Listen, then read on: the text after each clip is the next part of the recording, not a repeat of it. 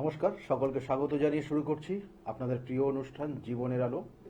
সকলে নিশ্চয়ই খুব ভালো আছেন।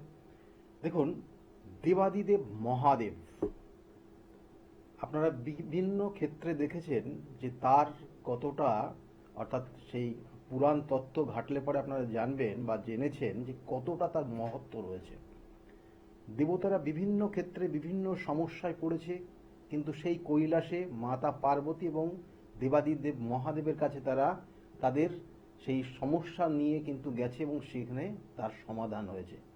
এবং এই দেবাদিদেব মহাদেবের, আমরা বলি না যে আমাদের দ্বাদশ জ্যোতির্লিঙ্গ রয়েছে, ভারতবর্ষে 12টা জ্যোতির্লিঙ্গ রয়েছে, অর্থাৎ স্বয়ং মহাদেব যেখানে গিয়ে অবস্থান করেছেন, যেখানে গিয়ে নিজে প্রকট হয়েছেন, সেটাই কিন্তু জ্যোতির্লিঙ্গভাবে কিন্তু সেখানে পূজিত হয়। তাই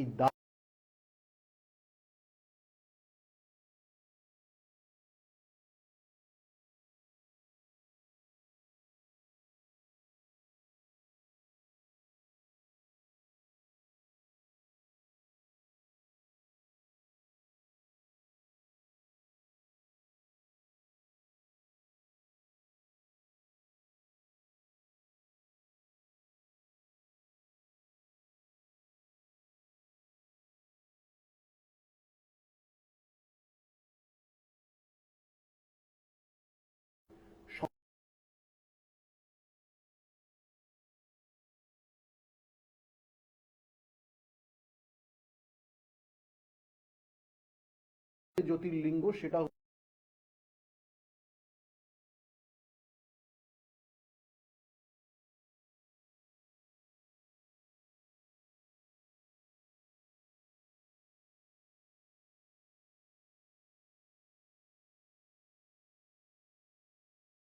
যে নাগেশ্বর জ্যোতির্লিঙ্গ সেখানে অবস্থান করছে।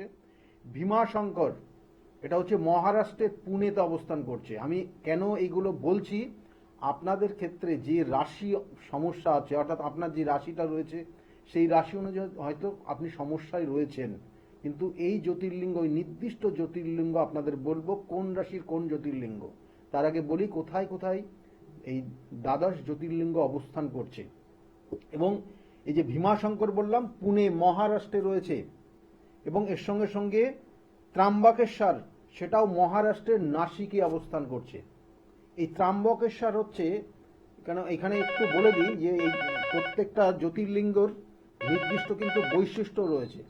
অর্থাৎ এই ত্রাম্বকেশ্বরে যেখানে জ্যোতির্লিঙ্গ সেখানে হচ্ছে, অর্থাৎ এই লিঙ্গটা কিন্তু নিচের দিকে রয়েছে, এবং এখানে শিব এবং তার সঙ্গে সঙ্গে বলা হচ্ছে ব্রহ্মা বিষ্ণু মহেশ্বর তিনজনের একসঙ্গে পুজো হয়।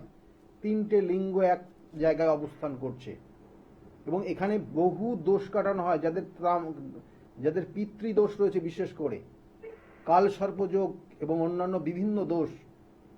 এই ত্রাম্বকেশ্বরের এই মন্দিরের বিভিন্নভাবে পুজোর পাঠের মাধ্যমে, হোমযজ্ঞের মাধ্যমে সেই পুজোর সেই দোষগুলো কিন্তু কাটানো হয়। এবং এরপরে এর সঙ্গে সঙ্গে বলছে যে ঘৃষ্ণেশ্বর, অর্থাৎ ঘৃষ্ণেশ্বর এই জ্যোতির্লিঙ্গ, এটা অর্থাৎ বলছে দ্বাদশ জ্যোতির্লিঙ্গর শেষ জ্যোতির্লিঙ্গ। এটা ওঙ্কারেশ্বরে অবস্থিত, ওঙ্কারেশ্বরে, অর্থাৎ বলা হচ্ছে যে যে ওঙ্কারবাদে এটা অবস্থান করছে। এবং এখানে এখানে কিন্তু ভীষণভাবে এটা বেশ কিছু তাৎপর্যপূর্ণ জায়গা রয়েছে। কারণ এইখানে যারা সাধারণত পুজো দিতে যাবেন তাদের বিশেষ করে ছেলেদের ক্ষেত্রে কিন্তু মানে উপরের পোর্শন, অর্থাৎ জামা কিন্তু খুলে সেখানে প্রবেশ করতে হবে, এবং নিচের ধুতি, অর্থাৎ বলা হচ্ছে ধুতি পরে জামা খুলে আলগা, মানে গায়ে কোনো কিছু না দিয়ে সেখানে কিন্তু প্রবেশ করতে হয়। প্রত্যেকটা জ্যোতির্লিঙ্গের নির্দিষ্ট কিন্তু নিয়ম রয়েছে, নিয়মাবলী রয়েছে। এবং আমি কেন এইটা নিয়ে আলোচনা করছি, আমি প্রত্যেকটা জ্যোতির্লিঙ্গ গেছি এবং সেখানে 1 থেকে 2 দিন থেকে বিভিন্নভাবে তার পুজো পাঠ করে সেইখানে এসেছি। সেই জন্য আপনাদেরকে বলছি, আপনাদের ক্ষেত্রে যদি সমস্যা থাকে রাশিগত, কেন বলবো আপনাদের, সেটা যদি থাকে তাহলে সেইগুলো সেই জ্যোতির্লিঙ্গের নির্দিষ্ট যে মন্ত্র পাঠ রয়েছে সেটা করলে আপনারা অনেকটা উপকৃত হবেন। কোনো একজন এসে গেছেন। নমস্কার, কে বলছেন? নমস্কার। হ্যাঁ নমস্কার, কে বলছেন বলুন। হ্যাঁ, আমি আমার হাজবেন্ডের জন্য কিছু জানতে চাই। হ্যালো। আর দেখুন এই, হ্যালো, লাইনটা কেটে গেছে। দেখুন, আরেকটা জিনিস আপনাদেরকে বলি, যে বিশেষ বিশেষ ক্ষেত্রে দেখবেন যে এই যে দ্বাদশ জ্যোতির্লিঙ্গগুলো বলছি, এই দ্বাদশ জ্যোতির্লিঙ্গর বিশেষ বলা হচ্ছে যে মানে ঘৃষ্ণেশ্বর যেমন বললাম, ঘৃষ্ণেশ্বরের যেমন নিয়ম কানুন বললাম, এবং এর সঙ্গে সঙ্গে বৈদ্যনাথ অর্থাৎ ঝাড়খণ্ডের এই যে বৈদ্যনাথ, এখানেও কিন্তু এখানে যেমন দেখবেন যে এটা কিন্তু রামায়ণের সঙ্গে জড়িত রয়েছে। এবং এই যে বৈদ্যনাথ অর্থাৎ এই যে জ্যোতির্লিঙ্গ, এখানে রাবণের কিন্তু অবদান রয়েছে। কেন সেক্ষেত্রে খারাপ হোক আর ভালো হোক, আমি সবগুলোই বলছি, কারণ এগুলো বিস্তারিত আলোচনা আমি অন্য এপিসোডে অনেকদিন আগেই আলোচনা করে দিয়েছি। এবং এই যে এখানে এবং এটার বলা হচ্ছে, এবং এর সঙ্গে সঙ্গে মহাকালেশ্বরের যারা মানে কোনো সময় যদি এখানে আপনার এই মহাকালেশ্বরে গিয়ে যদি কোনো সময় যে আরতি হয় সেই ভোরের, সেখানে কোনো দিন যদি থাকতে পারেন তাহলে আপনার অনেক কিছুর পরিবর্তন আসবে আপনার জীবনে। কিন্তু এখানে এই জায়গাটা পৌঁছানো মানে খুব কঠিন জায়গা। আমি এখানে 3-4 বার গেছি, এবং এখানে অনেক রাত্রে থাকতে নেই, রাত্রে থাকে না অনেক, তারও কারণ ব্যাখ্যা আছে, আমি বলে দিয়েছি। কিন্তু আমি এখানে থেকে এসছি, এবং যখনই যাই 2-3 দিন থেকে তারপরে আসি, বিভিন্ন কাজ এখানে হয়। এবং এখান থেকে কাছাকাছি একটা জায়গা রয়েছে, সেখানেও কিন্তু অর্থাৎ মঙ্গলেশ্বর শিবের আর একটা রূপ, সেখানে যাদের মাঙ্গলিক দোষ থাকে সেখানে তার প্রতিকার হয়। মাঙ্গলিক দোষ নিয়ে তো আপনারা অনেক কিছু করেন, আমি বলছি, পরবর্তীতে আসছি। এবং এর সঙ্গে সঙ্গে বলা হচ্ছে ওঙ্কারেশ্বর, এবং এটা ওঙ্কারেশ্বর মধ্যপ্রদেশে অবস্থান করছে। এবং এই উজ্জয়িনী এটাও কিন্তু যেটা মহাকালেশ্বর এটাও মধ্যপ্রদেশেরই। আর এই ওঙ্কারেশ্বর এখানে কিন্তু তার একদম মানে এই জায়গার যে পুজো, এটা কিন্তু দুটো পার্ট নিয়ে একটা কিন্তু দ্বাদশ জ্যোতির্লিঙ্গ। এবং এর সঙ্গে সঙ্গে এর পরবর্তীতে হচ্ছে কাশী বিশ্বনাথ, বহুল প্রচলিত, সকলের মুখে মুখে এটা আছে, অনেক মানুষ গেছেন। এবং এটা উত্তরপ্রদেশ অবস্থান করছে। আর তারপরে হচ্ছে কেদারনাথ, উত্তরাখণ্ড কেদারনাথে অবস্থান করছে। এবং এর সঙ্গে সঙ্গে রামেশ্বরম, অর্থাৎ রামেশ্বরম যেটা তামিলনাড়ুতে, রামেশ্বরমের অবস্থান। এবং এটা কিন্তু একটা কিন্তু বলা হচ্ছে ধাম, কারণ এখানে রামচন্দ্রের অবস্থান, এবং তার সঙ্গে সঙ্গে এই জ্যোতির্লিঙ্গ মহাদেবের অবস্থান ভীষণ ভীষণ জাগ্রত এই রামেশ্বরম, যেটা হচ্ছে তামিলনাড়ুতে রয়েছে। আর এরপরে হচ্ছে মল্লিকার্জুন, সেটা শ্রীশৈলমে অন্ধ্রপ্রদেশে। এটারও কিন্তু বেশ কিছু মহত্ব রয়েছে, যেটা তার সন্তান অর্থাৎ পার্বতীর যে সন্তান সেই কার্তিককে নিয়ে এখানে বিভিন্ন ধরনের কাহিনী রয়েছে। কারণ কার্তিক একসময় সেই তার বিবাহ আগে হয়নি, গণেশের বিবাহ আগে হয়ে গেছিল, এবং সেই দুঃখে কিন্তু কার্তিক ওই শ্রীশৈলমে অবস্থান করে, এবং তার মা অর্থাৎ মাতা পার্বতী সেই কষ্টে কিন্তু মহাদেবকে নিয়ে ওখানে গিয়ে অবস্থান করে।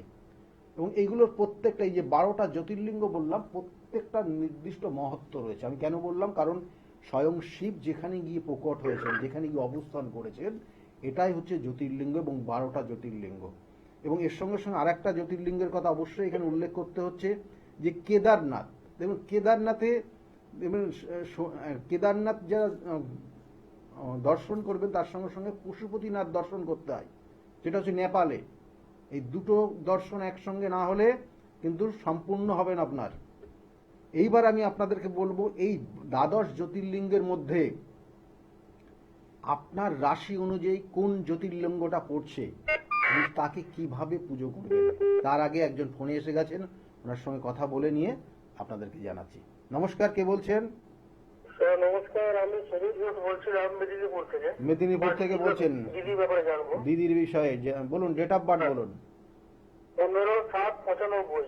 15/7/1995। টাইমটা? 2:35 PM। দুপুর 2:35। পশ্চিম মেদিনীপুর। পশ্চিম মেদিনীপুরে জন্ম। দিদির বিষয়ে জানার ইচ্ছা, তাই তো? দিদির বিষয়ে জানতে চাইছে। দিদির নাম কি আছে জানো? রূপা ঘোষ। রূপা ঘোষ। ডেট অফ বার্থ অনুযায়ী যে কানেকশন পাচ্ছে, লগ্ন বৃশ্চিক লগ্ন, কুম্ভ রাশি, আর শতবিশা নক্ষত্রের এক চরণে জন্ম। জানা আছে এটা? না স্যার, জানা নেই। শতবিশা নক্ষত্রের এক চরণে জন্ম। বিবাহের ক্ষেত্রে দিদির বিবাহ হয়েছে? না, বিবাহ হয়নি স্যার এখনো। বিবাহের জন্য চেষ্টা করা হচ্ছে নাকি? হ্যাঁ, চলছে দেখা। বিবাহের ক্ষেত্রে কিন্তু এর আগেও মনে হচ্ছে এই চারটা দেখেছি আমি, তবু বলে দিচ্ছি। এই হ্যাঁ। বিবাহের ক্ষেত্রে এই চারটাতে কিন্তু বাধা রয়েছে, আচ্ছা, বাধা রয়েছে, এবং এর সঙ্গে সঙ্গে বিবাহ দেওয়ার আগে কিন্তু 10 বার ভাবতে হবে সেই জাতকের সঙ্গে বিবাহ দেওয়া যাবে কিনা। কারণ বিবাহের পরবর্তী যে সমস্যা হবে সেটা হচ্ছে একই ছাদের নিচে এদের দুজনের না থাকার সম্ভাবনা বেশি রয়েছে, একই ছাদের নিচে থাকতে পারবে না, এটা একটা সমস্যা। এবং তার সঙ্গে সঙ্গে সমস্যা যদি পুরোপুরি না হয়, তার কারণ এখানে বললাম যে যার সঙ্গে বিবাহ হবে তার জন্মছকের বেশ কিছু কানেকশন, যদি সেরকম না হয় দেখা গেল যে যার সঙ্গে বিবাহ হবে সে দূরবর্তী স্থানে থাকবে, জন্মস্থান থেকে দূরবর্তীতে, বা হাজবেন্ড ওয়াইফ একই ছাদের নিচে না থেকে কর্মসূত্রে দেখা গেল একজন দূরে থাকবে, এরকম কানেকশন কিন্তু এই চারটাতে রয়েছে। কেমন কি স্যার, জানা? দিদির গহনটা কি আছে? হ্যাঁ, দিদির গহনটা কি বললেন? গণ গহন গহন গণ জেনে কি হবে এখন? না, গণ বিবাহিত নর গহনের সঙ্গে নাকি স্যার এইসব গহন চলে না। নরগণের সঙ্গে রাক্ষসগণ চলে না, আচ্ছা, রাক্ষসগণ চলে না, নরগণের সঙ্গে রাক্ষসগণ চলে না, বিশেষ করে এইটাই দেখতে হয়। আর এই জাতকের, এই জাতিকার ক্ষেত্রে রাক্ষসগণ। ও কেমন? আচ্ছা আচ্ছা এই জাতিকার ক্ষেত্রে রাক্ষসগণের কানেকশন রয়েছে। আর বিশেষ আচ্ছা। করে এই চারটার ক্ষেত্রে, বিবাহের ক্ষেত্রে জটুক বিচার করে বিবাহ দিতে হবে। কারণ এখানে আর একটা জিনিস রয়েছে যেটা অষ্টম, অর্থাৎ চন্দ্রের অষ্টমে মাঙ্গলিক। একটা মাঙ্গলিক নিয়ে আমি একটু বলি, আপনার এই দিদির বিষয় নিয়েই আসছি। হ্যাঁ, দেখুন, মাঙ্গলিকের দোষ কাটানোর কিন্তু নির্দিষ্ট নিয়ম রয়েছে, মাঙ্গলিক দোষ নিয়ম আছে। মানে যাদের মাঙ্গলিক দোষ কাটানো কেন হয় এটা প্রথম বুঝতে হবে। আমি দর্শক বন্ধুদের উদ্দেশ্য আপনাকে নিয়ে বলছি, আপনি একটু লাইনে থাকবেন। আচ্ছা, কারণ মাঙ্গলিক দোষ কাটানোর নিয়ম কেন কাটানো হয়, দেখা যাচ্ছে যে এই মাঙ্গলিক দোষ থাকলে দ্বিবিবাহ হয়, অর্থাৎ প্রথম বিবাহিত জীবন টেকে না, পরের বিয়ে বিবাহটা টিকলো। তাহলে অনেকের ক্ষেত্রে বিবাহ হয়ে গেছে, তাহলে তার যে মাঙ্গলিক দোষের খণ্ডন পদ্ধতি আলাদা হবে, আর যার বিবাহ হয়নি তার মাঙ্গলিক দোষের খণ্ডন পদ্ধতি আলাদা হবে। যার বিবাহ হয়ে গেছে টোপর মাথায় দিয়ে বিয়ে করলে বা বিবাহ দিলে পারে সেটা কিন্তু উপযুক্ত না। ভালো করে শুনুন, এবং আপনাদের মত তো সেটা আপনি অবশ্যই আমি নেব। কারণ দ্বিবিবাহের যোগ, অর্থাৎ তার প্রথম বিবাহ টিকবে না, পরবর্তী বিবাহ টিকবে। তাহলে এই মাঙ্গলিক দোষের জন্য বা বৈধব্য যোগের জন্য তাদেরকে এই খণ্ডন করতে হয় কি, তা প্রথমবার শিবের সঙ্গে বা নারায়ণের সঙ্গে, মেয়েদের ক্ষেত্রে বলছি, ছেলেদের ক্ষেত্রেও নিয়ম রয়েছে। মেয়েদের ক্ষেত্রে কি করতে হয়, নারায়ণ বা শিবের সঙ্গে বিয়ে দিয়ে তারপরে তার পরবর্তীতে বিবাহ দিতে হয়। অর্থাৎ ওই প্রথম বিবাহটা শিবের সঙ্গে হলো বা নারায়ণের সঙ্গে হলো। কেমন? শিবকে সে স্বামী বলে প্রথম বিবাহ জীবনে সে গ্রহণ করলো, এবং তারপরে গিয়ে সে পরবর্তী বিবাহ করলো, যে বিবাহটা সমাজের ক্ষেত্রে সামাজিকতার কিন্তু সেই জায়গা পেল, সামাজিক একটা গুরুত্ব পেল, এবং সেক্ষেত্রে সেই সংসার করলো। এটা হচ্ছে মেন যাদের বিবাহ অর্থাৎ মাঙ্গলিক দোষ বা বৈধব্য যোগ রয়েছে তাদের জন্য এই মাঙ্গলিক দোষের খণ্ডন পদ্ধতি বা এই বৈধব্য যোগের খণ্ডন পদ্ধতি বললাম। আর যাদের বিবাহ হয়ে গেছে তাদের ক্ষেত্রে নিয়মটা কিন্তু আলাদা। তাদের এই প্রথম যাদের বিবাহ হলো বা প্রথম যাদের খণ্ডন করা হচ্ছে বিবাহের আগে, তার সঙ্গে গুলি ফেললে কিন্তু প্রবলেম হয়ে যাবে। তখন দেখা গেলো যে বিবাহটা হয়েছে সেইটাই কেটে বেরিয়ে চলে গেল, দিয়ে তার স্বামী এমন একটা অসুস্থতায় ভুগবে, হ্যাঁ, দেখা গেলো বিবাহ হয়ে গেছে তারপরে তাকে এই পদ্ধতিতেই বিবাহর মাঙ্গলিক দোষ খণ্ডন করা হলো, কি হবে? তার দেখা গেলো তার প্রথম বিবাহ যার সঙ্গে হয়েছিল সে এমন কিছু দৈন্য দশা অবস্থা তৈরি হবে, হ্যাঁ, সে দেখা গেলো তার শারীরিক অবস্থা, তার মানসিক, তার আর্থিক অবস্থা পুরোপুরি নষ্ট হয়ে যাবে, এবং পরিস্থিতি হতে পারে। কিন্তু সেই জন্য মাঙ্গলিক দোষ কাটানোর নিয়ম আছে।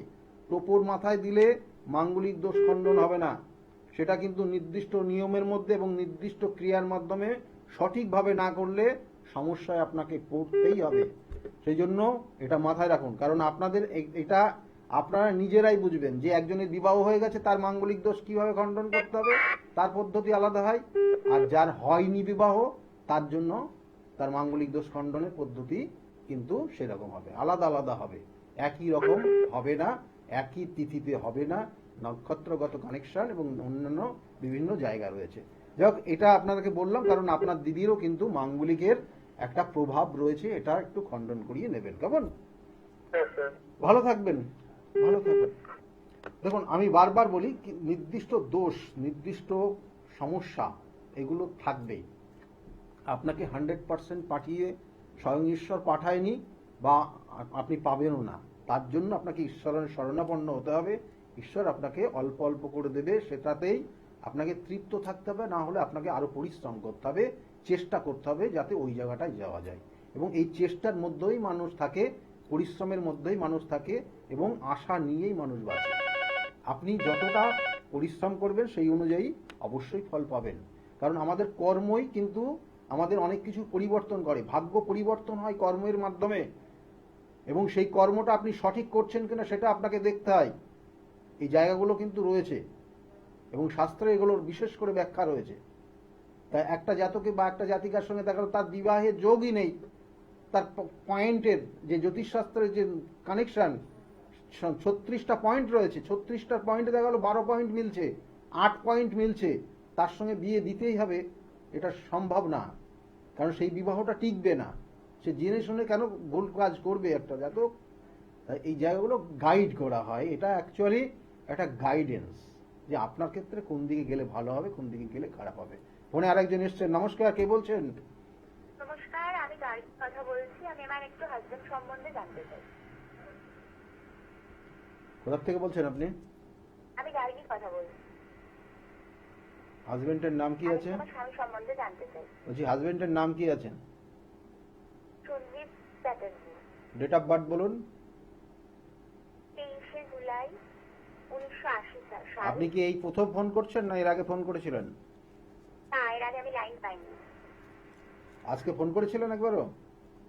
না, আমি লাইন পাইনি।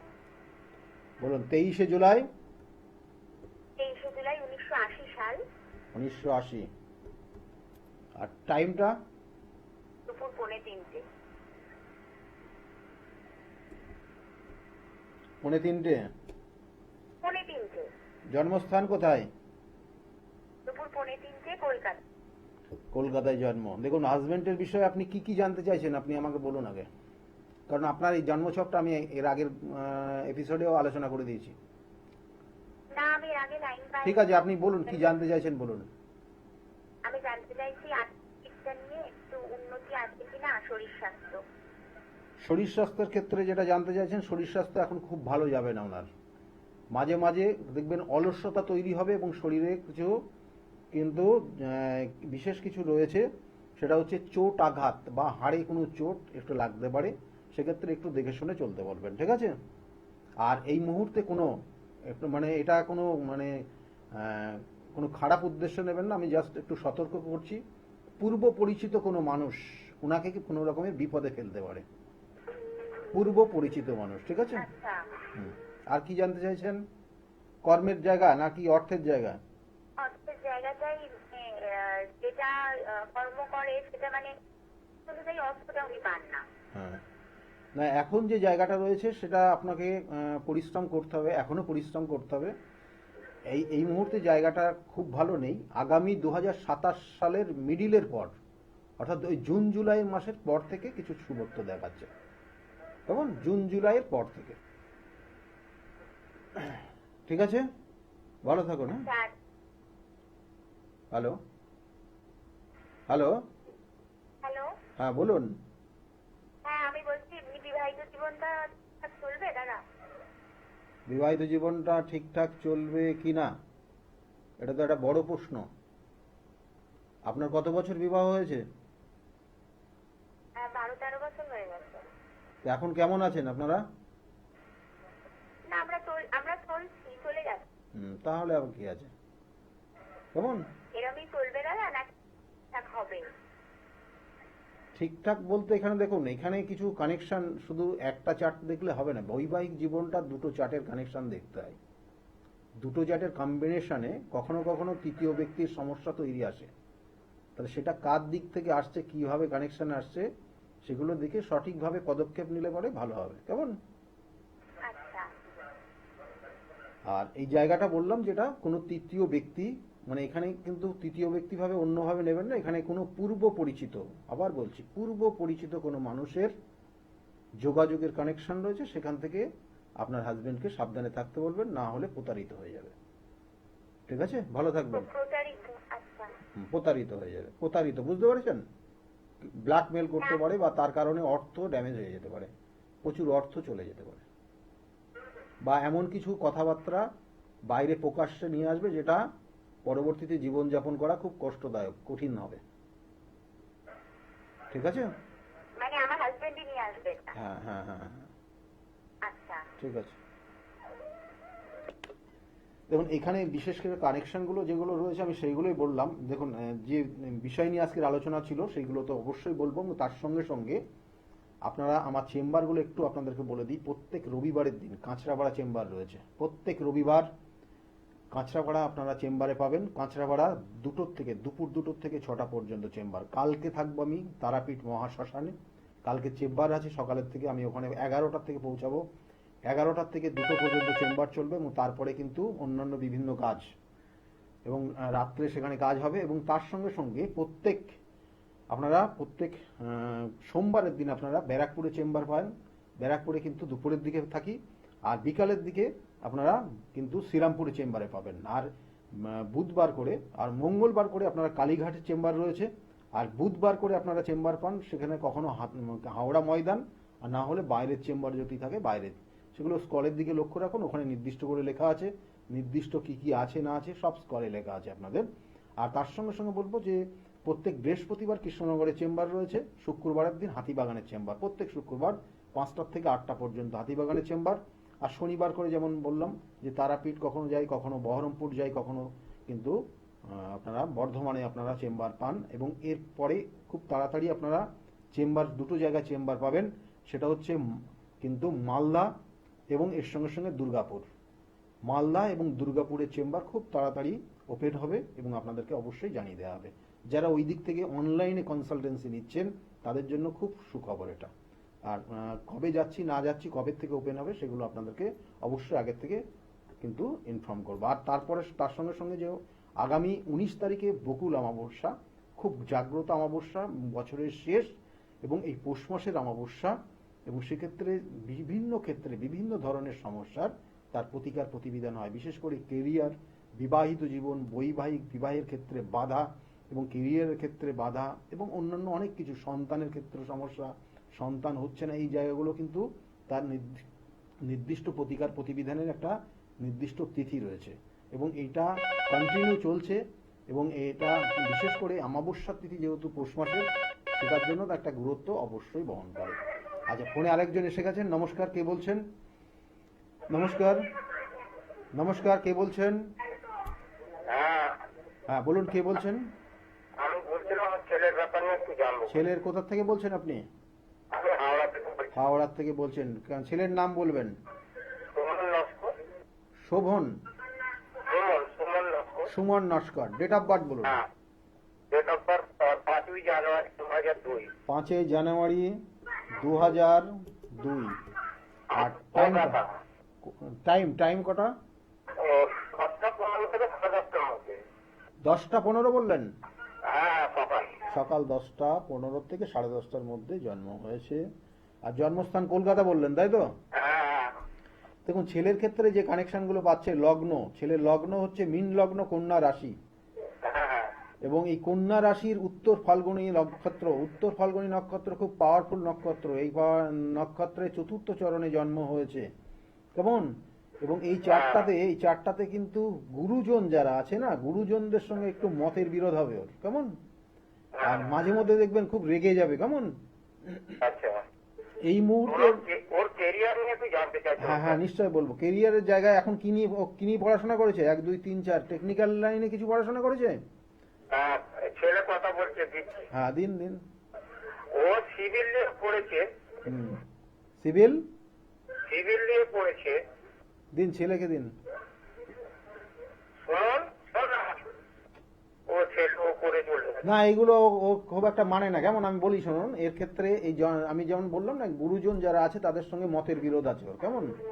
মানে এটা একদম প্র্যাকটিক্যাল। এই যে অনেকে লাইনে রয়েছেন তারা জেনে নিন, ও কিন্তু এইগুলো বেশি কিন্তু মানে না, আর গুরুজন যারা আছে তাদের সঙ্গে খুব একটা সৎ ব্যবহার নেই এর। হ্যাঁ এবং এর সঙ্গে সঙ্গে এই চারটাতে টেকনিক্যাল সাইডে, টেকনিক্যাল নিয়ে পড়াশোনার জায়গায় রয়েছে, টেকনিক্যাল সিভিল ইঞ্জিনিয়ার বা সিভিল নিয়ে এই এই এই সব জায়গাগুলো এর ক্ষেত্রে বিশেষ করে ভালো রয়েছে। আর এর ক্ষেত্রে দেখবেন যে হওয়া জিনিস বর্তমানে যে জায়গাটা রয়েছে, ওর 2002-এ জন্ম, অর্থাৎ চাকরির জন্য চেষ্টা করছে কিন্তু লাস্টে গিয়ে আটকে থাকছে, লাস্টে গিয়ে কিন্তু আটকে থাকবে এখন।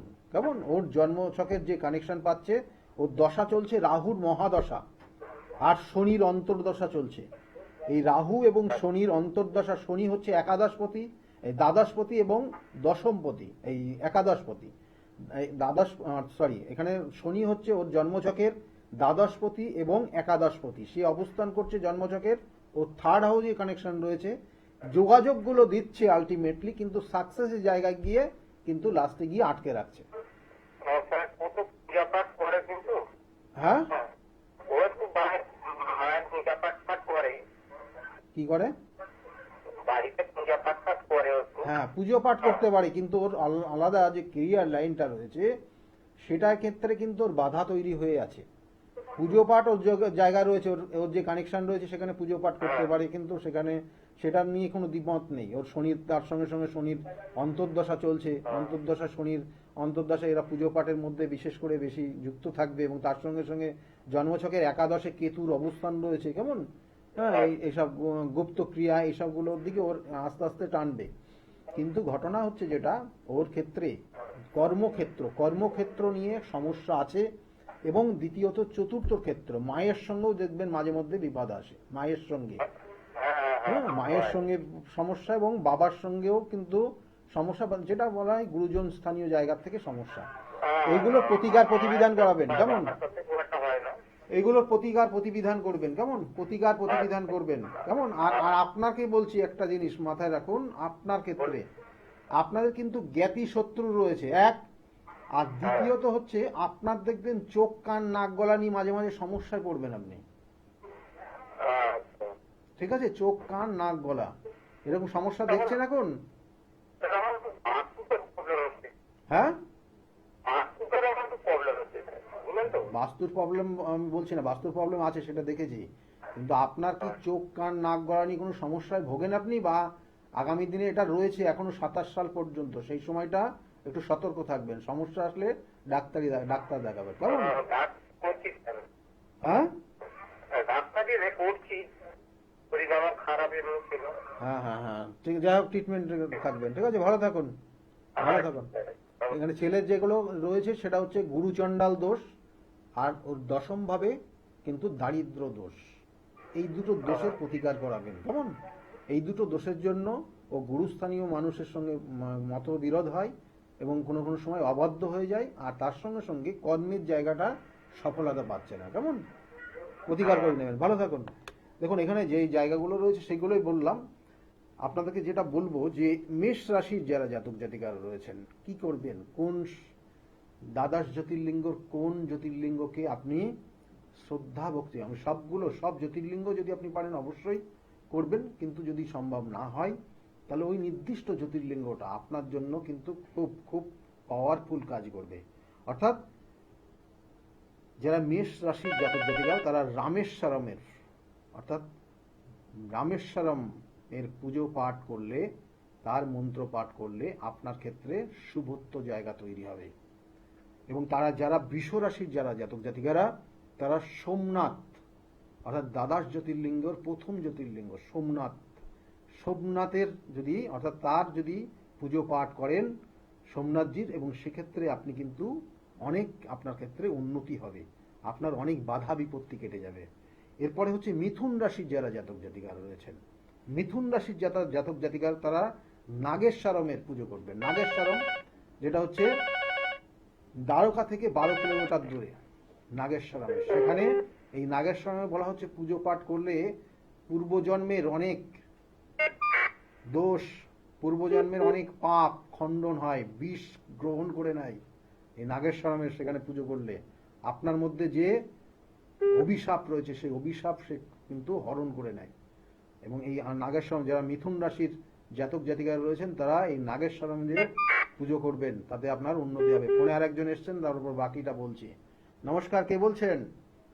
নমস্কার, আমি সুনীল ঘোষ বলছি। কার বিষয়ে জানতে চাইছেন আপনি? কিন্তু আমি আমার বিষয়ে জানতে চাই। ডেট অফ বার্থ বলুন আপনার। 8ই ফেব্রুয়ারি 1996। 8ই ফেব্রুয়ারি 8ই ফেব্রুয়ারি 8ই ফেব্রুয়ারি 1996। টাইমটা টাইম টাইম 15 হলো রাত্রি। হ্যাঁ, হ্যালো, হ্যাঁ, 10টা মতো হলো রাত্রি। বর্ধমান 10টা কত? 10:05 হবে। আর কোথায় জন্ম? বর্ধমান। বর্ধমান। বর্ধমানে জন্ম। দেখুন, আপনার এই জন্মছকের যে কানেকশন আমি পাচ্ছি তাতে কিন্তু কয়েকটা জিনিস আপনাকে বলি। এই চারটাও তো মনে হচ্ছে অনেকবার দেখেছি। দেখুন, এখানে যে কানেকশন গুলো, লগ্ন তুলা লগ্ন কন্যা রাশি আপনার, এবং হস্তা নক্ষত্রের এক চরণে জন্ম। কেমন? হস্তা নক্ষত্রের এক চরণে আপনার জন্ম হয়েছে। এই হস্তা নক্ষত্রে জন্ম হলে, যারা হস্তা নক্ষত্রে জন্মগ্রহণ করেছেন, ভালো করে মাথায় রাখুন, যারা এই মুহূর্তে প্রোগ্রামটা দেখছেন, তাদের ঠান্ডা লাগার একটা প্রবণতা থাকবে। ছোটবেলা থেকে ভীষণ ঠান্ডায় লাগে, আর এরা একটু লাজুক প্রকৃতির হয়, এবং এই লাজুক প্রকৃতির বা কোনো কিছু মুখে বলতে চায় না। মানে দেখা গেলো কষ্ট সে সহ্য করে যায়, কিন্তু সেই কষ্ট বলতে চায় না। ঠিক আছে? এটা আপনার মধ্যেও রয়েছে, কিন্তু মানে আপনি দেখবেন কষ্ট সহ্য করে যাচ্ছেন সবার জন্য, কিন্তু কিছু প্রকাশ্য করতে পারছেন না। কি? হ্যাঁ, তাহলে এই যে হস্তা নক্ষত্রের জাতক জাতিকারা হাতের কাজে পারদর্শী হয়, হাতের কাজে পারদর্শী হয়। কিন্তু এই চারটার ক্ষেত্রে যে জায়গা রয়েছে, রাহুর মহাদশা চলছে আর শুক্রের অন্তর্দশা চলছে। এবার রাহু কানেক্ট হয়ে আছে চন্দ্রের সঙ্গে, এবং এটা কালসর্প যোগ হয়ে আছে একটা। কালসর্প যোগ আমি বলছি না কিন্তু খারাপ, দোষ বলছি না, কালসর্প যোগ বলছি, কালসর্প দোষ বলছি না। ভালো করে মাথায় রাখুন। এই কালসর্প যোগ আমি বলি, আপনার ক্ষেত্রে এখন যেটা সমস্যা হচ্ছে, বড় উপকারী হয়ে যাবেন আপনি। পরের জন্য বেশি চিন্তা করবেন, নিজের চিন্তা বন্ধ করে। দেখবেন ভাই বোন, মা বা পাড়া প্রতিবেশী, বন্ধু বান্ধব, এদের দেখবেন, এদের নিয়ে একটু বেশি চিন্তায় পড়ে যাবেন, বা এদেরকে কতটা ভালো করা যায় সেটা নিয়ে চিন্তা করবেন। কেমন? আর অর্থ তো গেছেই, অর্থ নিয়ে আর বলে লাভ নেই। প্রচুর অর্থ চলে গেছে, এখনো যাচ্ছে। হ্যাঁ, এখনো যাচ্ছে। সাবধানে থাকবেন। সম্পত্তির জায়গায় কিন্তু হাত না বাড়াবেন, মানে সম্পত্তির জায়গায় হাত পড়বে কিন্তু এবার। খুব কেয়ারফুলি চলুন। আর তার সঙ্গে সঙ্গে জন্মছকের যে জায়গাগুলো রয়েছে আপনার, দেখুন, আপনার একটা শেখার প্রবণতা রয়েছে, সর্বদাই শেখার। এই যে অ্যাস্ট্রোলজিটা আপনার খুব ভীষণ ফেভারিট, আপনি পছন্দ করেন অ্যাস্ট্রোলজিটা, কিন্তু দুঃখের বিষয়, আপনার মধ্যে বহু দুঃখ চাপা রয়েছে।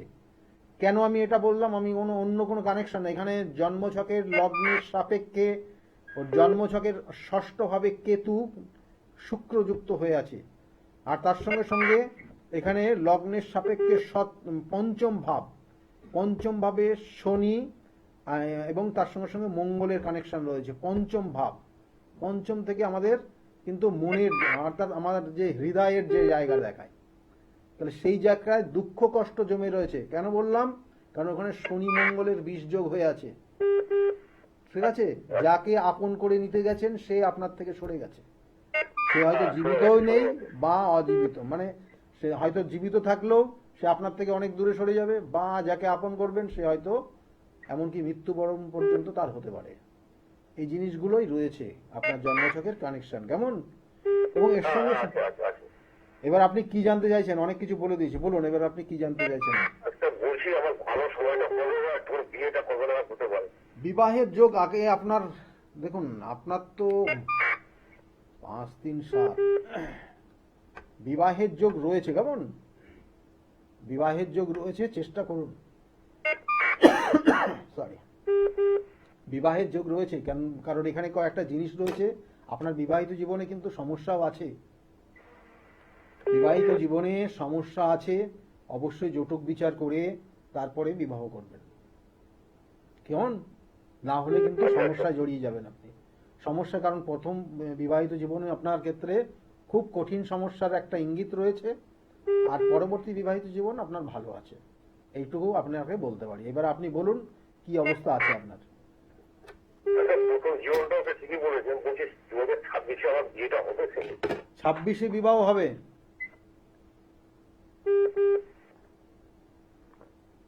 26-এর আপনার মে মাসের মধ্যে বিবাহের যোগ রয়েছে, যদি চেষ্টা করেন।